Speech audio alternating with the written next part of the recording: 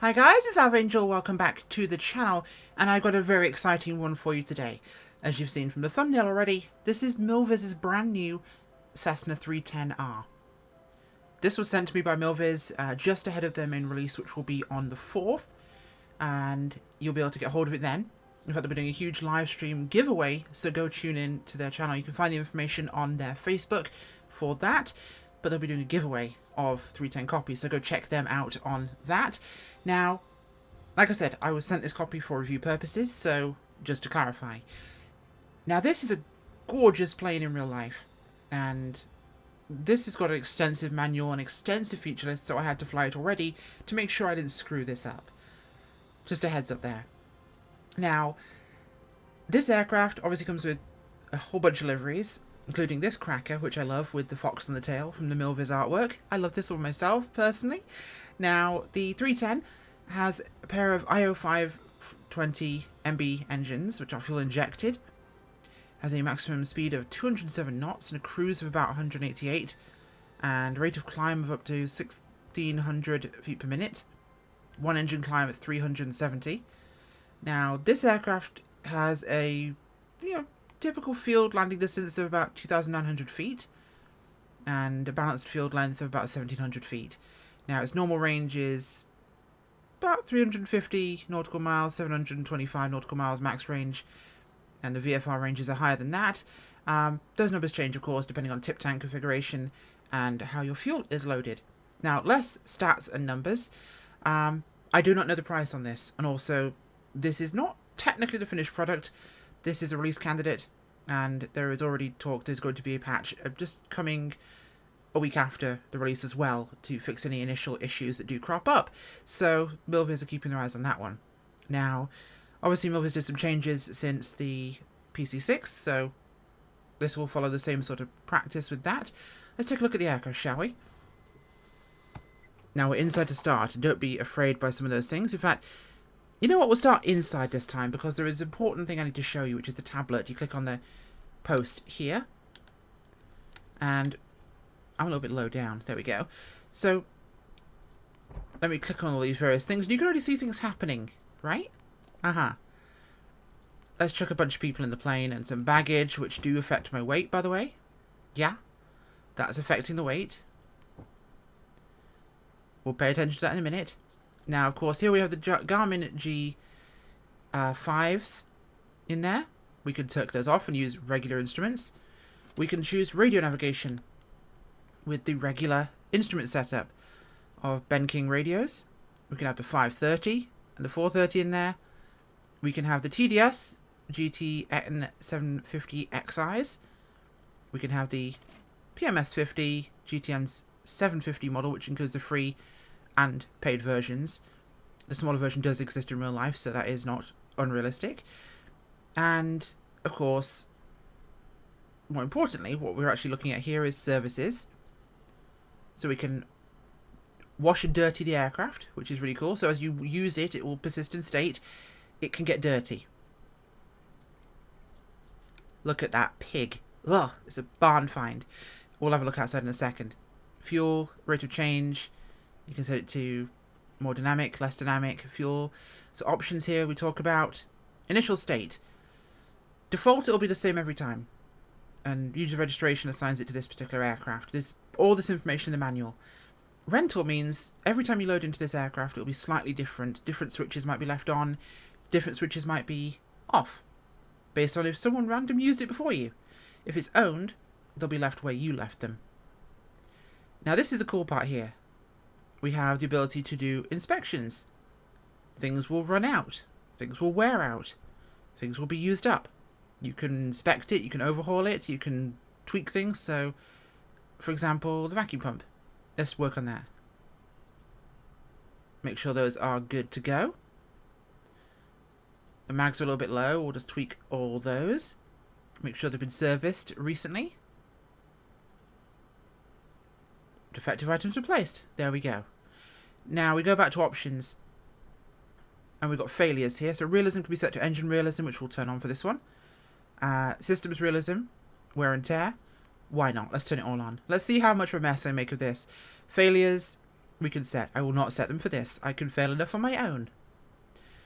Now, we go back to configuration. We turned all that on. Let's go take a look outside. I feel like I'm watching Jimmy's World right now. Hashtag save the 310. Look at this barn find beast. This thing looks like it's been sat in the weather for years. It's delicious, isn't it? Oh, I need to clean this. Yeah. This is not exactly a great show for Milviz. I just leave it in a horrible state there. But you know what? We'll leave it as dirty and we'll clean the aircraft with our bucket and sponge. Boom. Look at that. Spotless. Really nice. I love that feature. It's an amazing functionality of the aircraft, and there are some Easter eggs hidden in this aircraft. I will not be showing you those at Milviz's request. Find them yourself and enjoy. I found a couple. We have the entire family apparently loaded into the aircraft here, which I will get rid of because they are rather fat. But I just want to show you the landing gear. I always look at the gear. It's always a solid indicator of how good a model is for me. And look at this. Look at how grimy and mucky that is and just used. It's often an under-concerned part of a development, I think. And it has been done very nicely. Ooh, love it. Okay. Let's go back inside. Let's get rid of the family. We'll leave the co-pilot there. Remove those. We'll close the doors. Take off the engine covers, pitot covers, chocks, and control locks. And let's get ourselves ready to rock and roll, shall we? We need to do a test flight. But first, night lighting. Let's get our electricity turned on here. Now you'll see here, engine instrument lighting, switch panel. Radio controls the brightness of the tablet, by the way. So you'll see here, tablet brightness is the radio. So, convenient there. Okay, let's go nighttime, shall we? And take a look. I've started doing this more often and I will do it more frequently. So we are nighttime right now. Now, these obviously you should know how to operate these if you're using it, so it's not loaded for me for some reason. This is not the Milviz issue, this is the actual other product. Backlight, boom, turn it down, turn it up as much as you like. Easy done, easy fix. Now, of course, up here we do have forward cabin lighting, which is beautiful. I love that red glow, that is stunning. The night lighting in this is rather nice, so obviously just put a little on there, just so we can see what's going on. It's completely functional. I like it. It works great. Now let's turn that off, and we'll make it daytime again. So, prepare your eyeballs, people.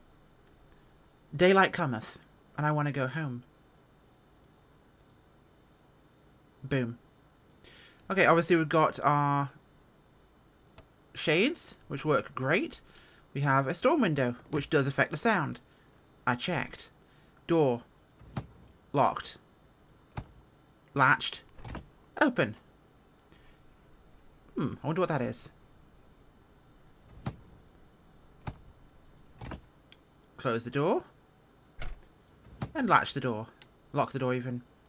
So this I've just turned down, so I actually need to see it again. So I'm going to have to navigate some menus here. System, brightness. There we go. Now, the lack of any kind of shine off these instruments is basically a function of how the sim does glass screens. It's kind of very like paper whitey, kindly kind of effect. Obviously, the G3, G5s, you can change those in options.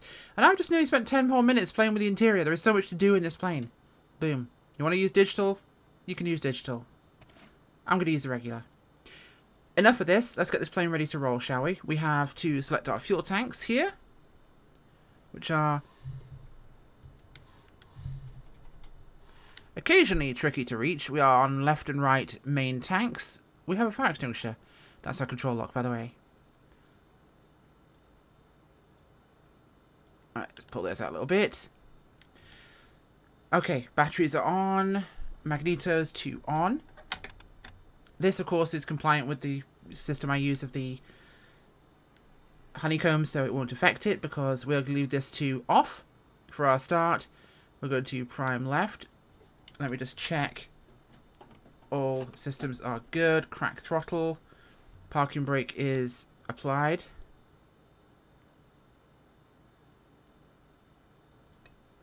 Okay. Starting left. We have a good start. Prime right. That should be more than enough. Start right. Okay, now I'm going to leave this on while I turn my head on. Keep the throttle up a little bit to let my systems warm up here. Because we are on engine realism. Why am I turning my head on when I could just turn it off and keep it stable for now? Let things warm up here. Let ourselves get into the green. Things looking decent so far. PSI is good. Cylinder temperature is good. It's coming up now into the green. So the cylinder temperature is coming up. We'll let that come up a little bit more before we move. And we'll get up to about 300. Oil's looking good. Oil temp is surprisingly warm, actually, considering. Now, of course, we have our fuel tank selectors here. Or for the warning lights, I should say. And we also have the main quantity. We have aux quantity. Okay. We're looking good here. Cylinder temperatures are looking good. So, let's switch my brain on, shall we, here? And let's get ourselves rolling. And go do some test flying in this beautiful plane. I must say, I am very, very impressed with what I've seen so far. It's a plane I was looking forward to hugely, and this is one of those ones on the list where I will gush about the aeroplane a lot, because I love the 310. Just like when the Beaver comes out, you're going to have to stop me from gushing on that one too. I'm sorry, I got a list of favourite planes. Now, the one thing I would think would be epically cool, if they did, was a wear and tear for the interior as well. Because planes get worn out inside as well. And if they had a similar wear system to the exterior on the interior of this plane, that would be insane. That would be my one real graphical criticism, is I'd love to see an interior wear setting. So you can go to super clean, you know, restored, or something that looks a little bit more beaten up and used, you know? That'd look amazing. It'd be a lot of work, but it'd look so cool. Just like the exterior one they have, which as it uses in it wears, you know? Alright, let's get some flaps deployed. Okay, we're looking good. Taxi out here onto the AUKUS runway. Now I need to make sure my trim is a little bit further forward here.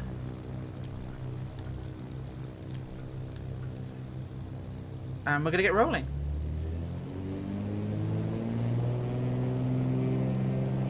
This thing will start to rotate itself if I let it go too long. So we'll get towards speed. And we'll just ease back on the yokes and fly off the runway. Speed is good, flaps coming up. Gear retracting.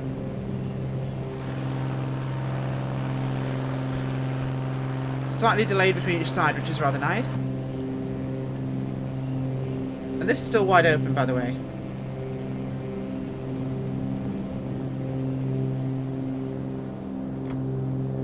Nice. The sound pack is really lovely in this. I really like it. Let's set ourselves to 23 square here.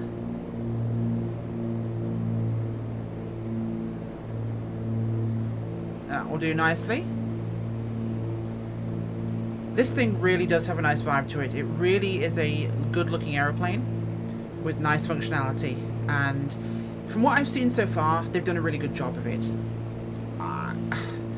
I don't know what the price is going to be, so I can't criticize it based on the price. So it's probably going to be money.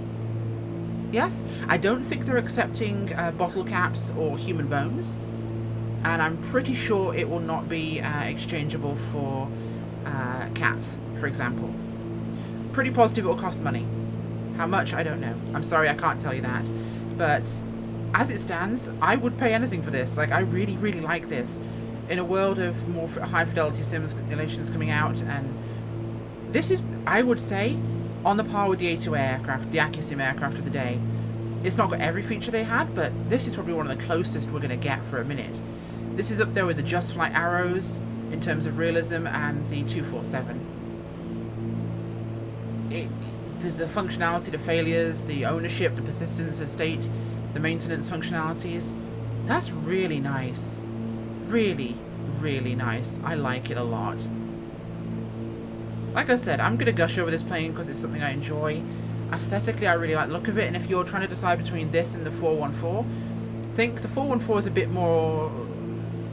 carry more people further. This is a GA twin. This is very much a small GA twin, the classic twin, but it's in a really configured, modern, nice way. And I'm seeing a really reasonable performance in this in terms of frames.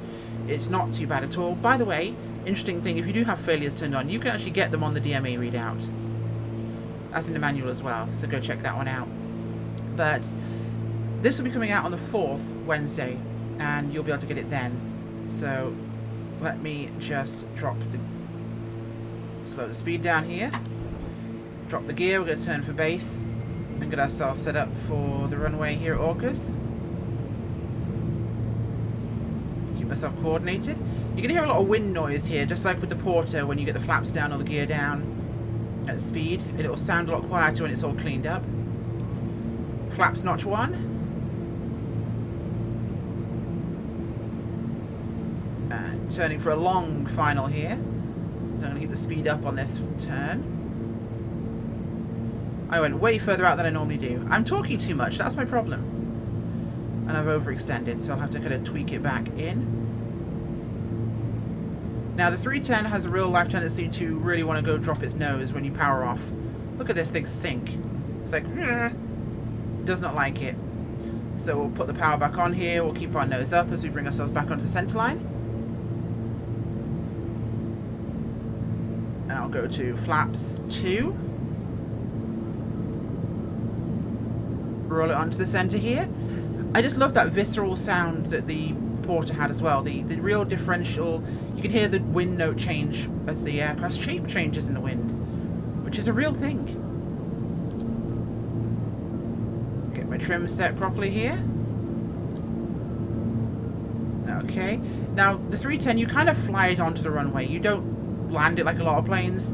This thing has a terrible glide performance. You power off and it will just drop like a rock. GA twins, you know, find me a good one that glides. So I'm keeping my power relatively high right now. I'm at 20 inches on the manifold. Props to full. And I should be putting on my boost pumps to low.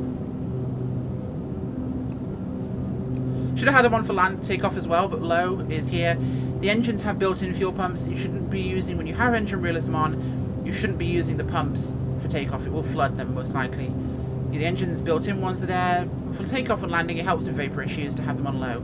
High is only if you get a fuel pressure of 0 and you get an actual engine pump failure. So here we come down. And I feel high up, but I'm not. This thing also has very stiff main gear struts, so it will be a firm landing. That was, see what I mean? Bit of a thud. It's a great way to explain away my dunking it on the ground. Which it kind of was a little bit, but... Flaps coming up. There we go. Can we make the exit? We're going to make the exit. We're just fine. Whew. I like this. The functionality of the TDS and the PMS GTN's systems is great. The texturing and the fidelity visually in this aircraft inside and out is wonderful. Only real criticism visually, and I'll split this up into categories. Visually, it'd be cool if we had the ability to have a bit more worn interior, because just this nice, clean, perfectly managed interiors is nice. There's some scratches, but I'd like it to be able to customize that too with the amount of effort that's been put in otherwise.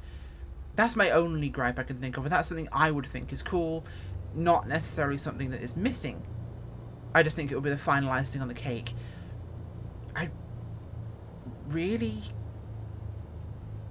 It's kind of hard to find fault with it visually. It looks gorgeous.